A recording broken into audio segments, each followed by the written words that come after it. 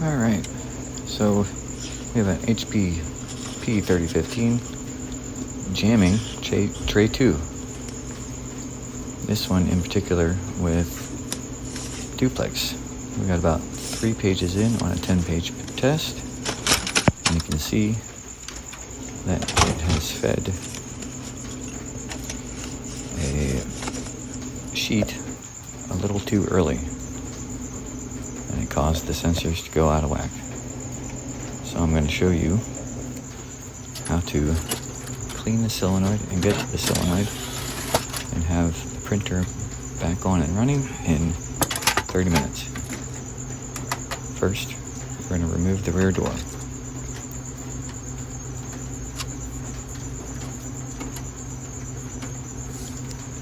Now, since this is on a second tray, we're going to remove the third tray, I should say, from the equation.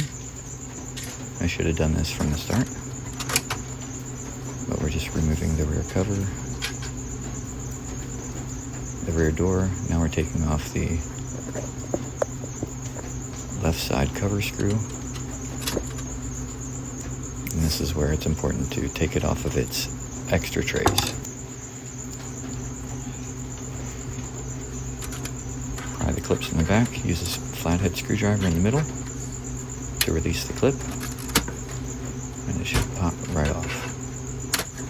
Now I've got a cabinet above me, so it makes it a little more difficult.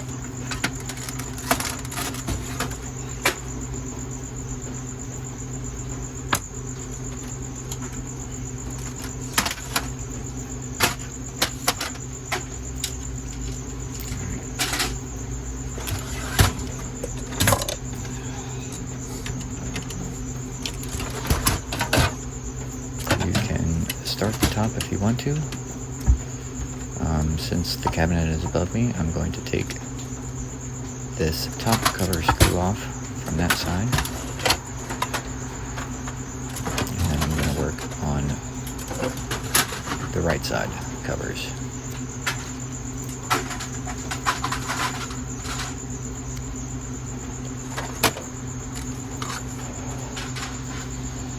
The screws are pretty much color-coded.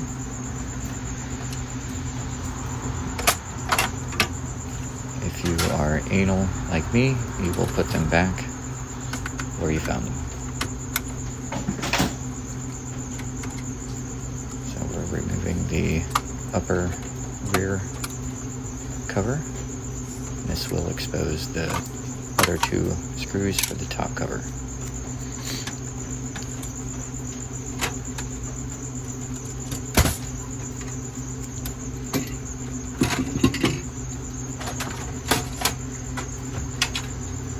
Remove the top cover.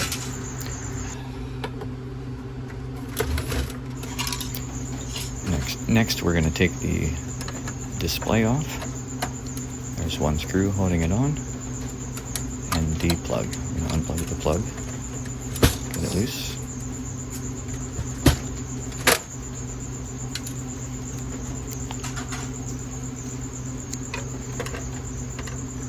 Next we're going to do the front side cover. And while you're disassembling everything, put the screws with it and try to put it in an organized area that allows you to basically, remove a part, put it next to it, remove the next part, put it next to that. There's 2 screws in the front, 1 inside the toner access door, and 1 down below where the tray goes. You want to remove the tray.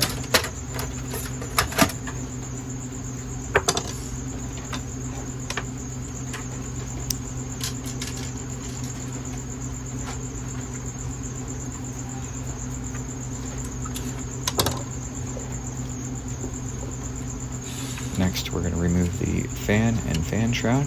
There are 2 connectors, the fan connector, and I believe it's a thermal temp sensor plug. Remove those 2 plugs as well. There's 2 screws for the fan shroud.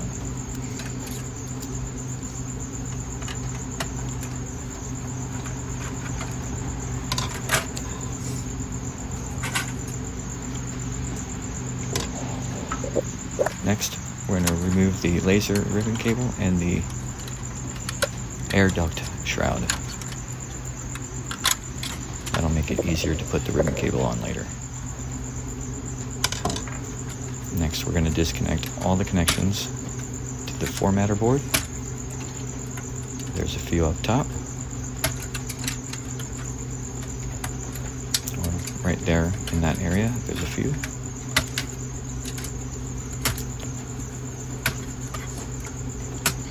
And there's a bunch on the side, on the front of the formatter.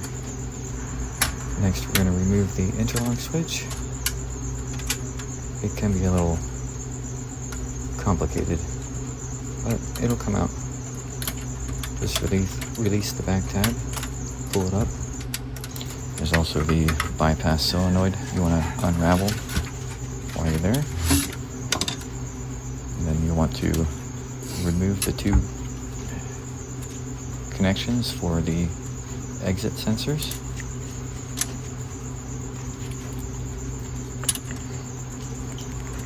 And lastly, the fuser power connection. Then there are 3 blank screws, only 3 screws that you have to remove from the back of that formatter assembly.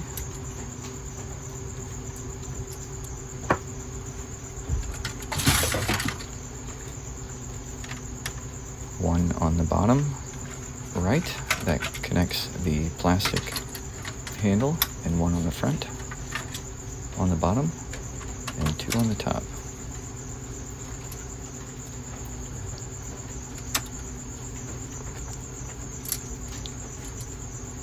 Once those are disconnected, you can lift that whole housing off. And we're going to disconnect the main ribbon cable from, I believe, the power supply.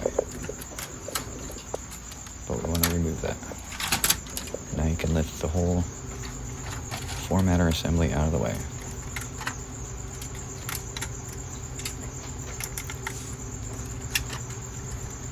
Next, we're going to unroute the solenoid wire and the extra tray harness. It's purple.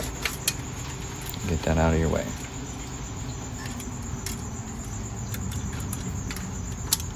And we're going to remove 3 screws.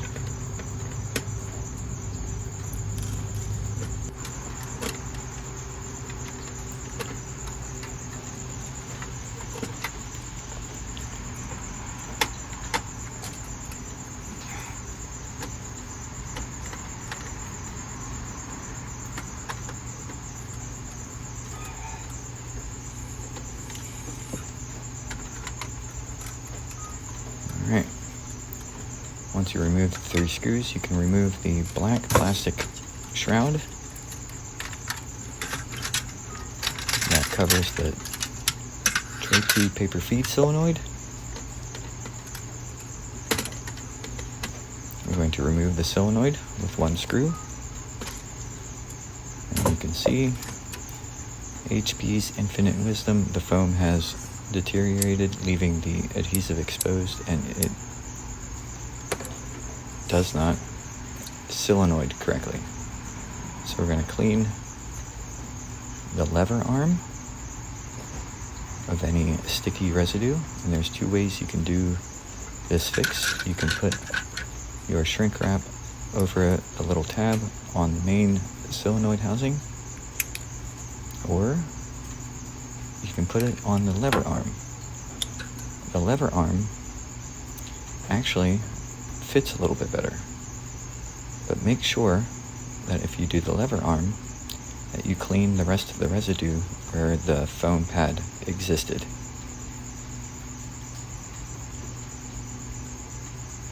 Otherwise, if you just do the metal tab, you just cover it with the shrink wrap and move on. But that solenoid, that main solenoid housing, that tab is small. So either use a smaller size shrink wrap or do what I did. So I'm scraping the adhesive residue off. And then we're going to clean it with a solvent. Alcohol is usually the best, because we do not want the old adhesive from the original pad to stick to our new shrink wrap.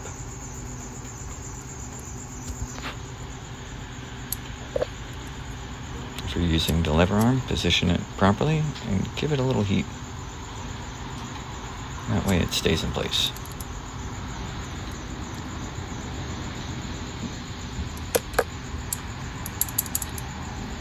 Test it and put everything back in reverse order.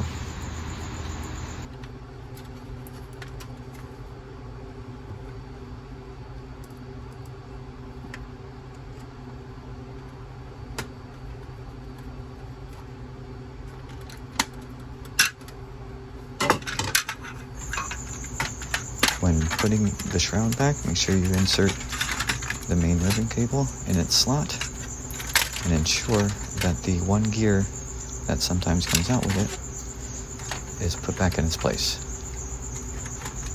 And when you get it in place, it will snap together and fit properly and snug and flush against the metal framing and gear housing. Pretty simple.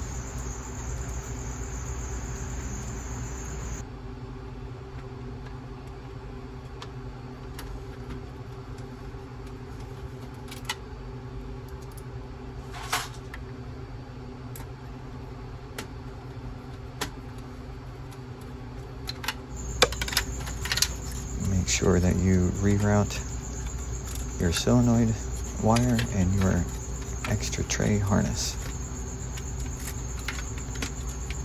Get that where it's supposed to go.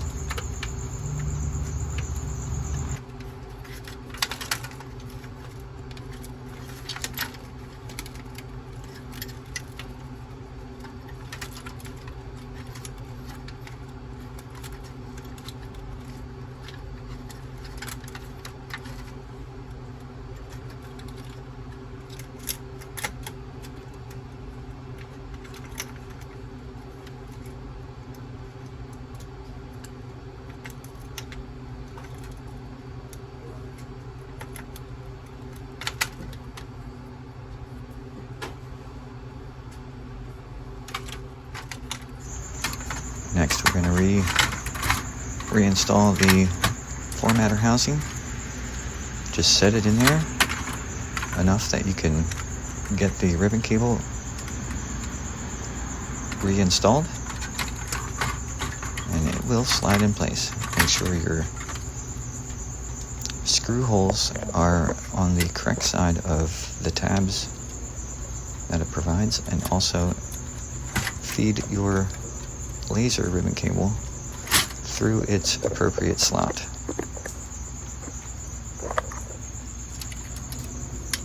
And while you're at it, go ahead and reinstall it.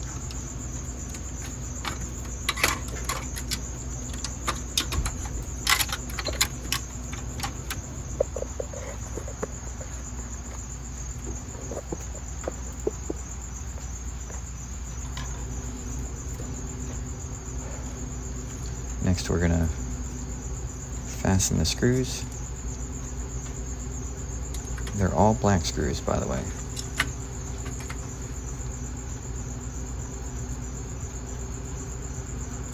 Seven black screws.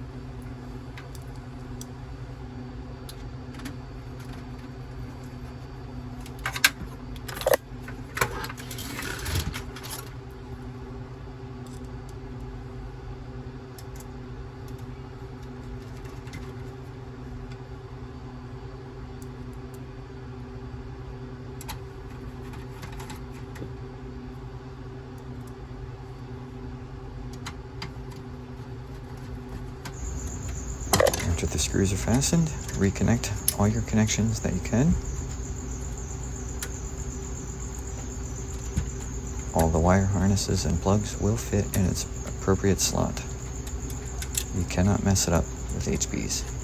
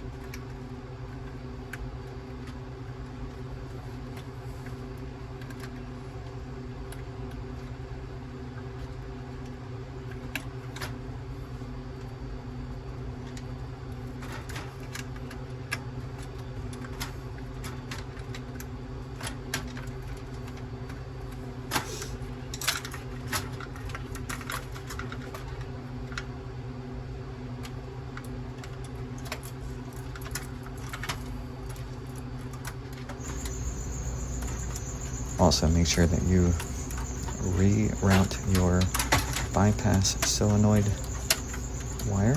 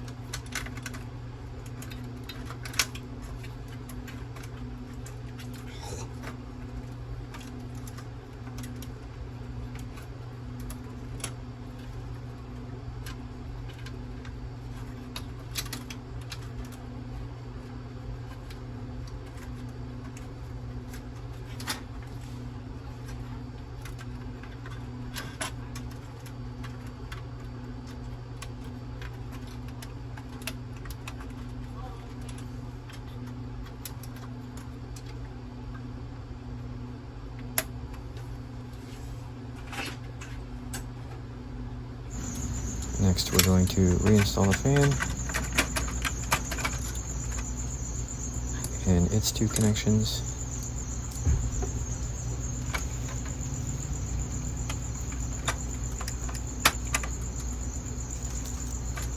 And don't forget to reroute the USB harness, which is what I'm doing right now.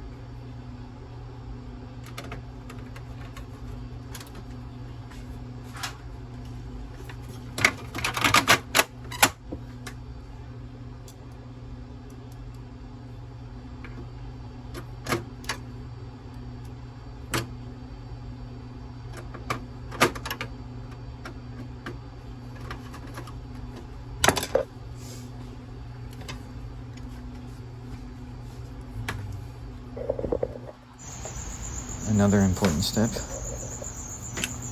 I like to write on inside the formatter cover somewhere that I've fixed the solenoids. So I will write P-ups and underline the S as to how many trays I've cleaned and fixed. And that will help the next guy or myself as well know that they have been fixed.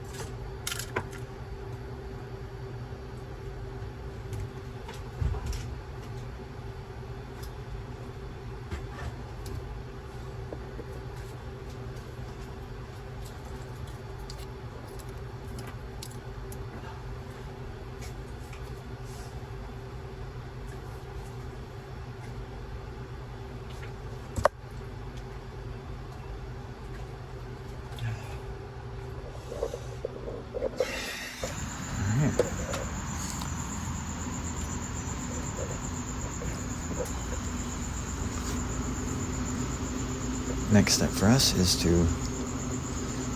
obviously wait for it to boot, and we're going to run the diagnostics portion of the menu, go down to paper path test, pick your source, pick whether or not you want to duplex, which in this case we do, number of copies, we're going to do 10, and make sure it does our test. If it gets further than our previous test, which was only 3 copies, I believe, we know we fixed it. I will also go into the menu and clear the history log and reset any maintenance counters if those are available.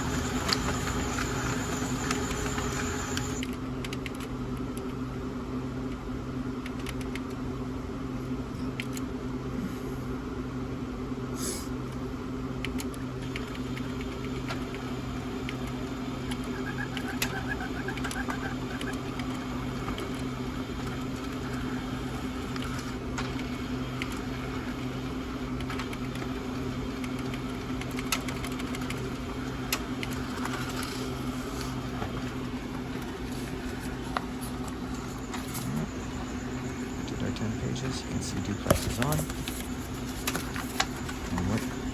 This solenoid will help fix error 41-03 size mismatch errors,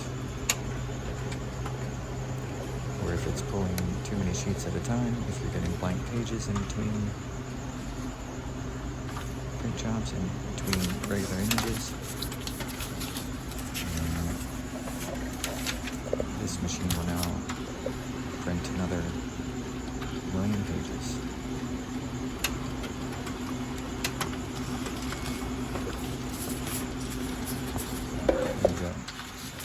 Make sure you guys hit that subscribe button, give me a thumbs up, leave me some comments, and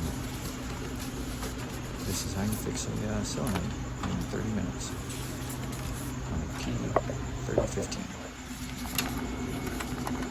And this will apply to a lot of HPs as well. Fix those solenoids, and the machine will run a lot better. See you in the next one.